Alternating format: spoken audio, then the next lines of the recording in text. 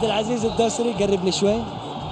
هي ما تحتاج كلام عبد العزيز، نقول لك مبروك الانتصار، مبروك هذه المباراة في البداية لمن تقدم هذه الكأس. الله يبارك فيك. أول شيء أقدم يعني للجماهير اللي حضرت والإدارة واللاعبين والمسؤولين اللي يعني حفزونا المباراة هذه، والحمد لله حققنا الكأس، وإن شاء الله بداية خير إن شاء الله في الموسم ذا. في هذه المباراة بالذات 20 دقيقة كان فيها هدفين، الكل سلم بأن المباراة قد انتهت بالنسبة للهلال. الشوط الأول يعني الحمد لله كان فيه استحواذ يمكن الهلال، لكن الشوط الثاني كان الله يبارك فيك كان يعني الاتفاق كان أفضل منا شوي، لكن الحمد لله أهم شيء انتهت المباراة فايزين الحمد لله.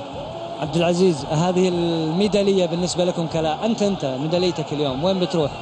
والله بتروح البيت عند الوالد والوالدة والإخوان.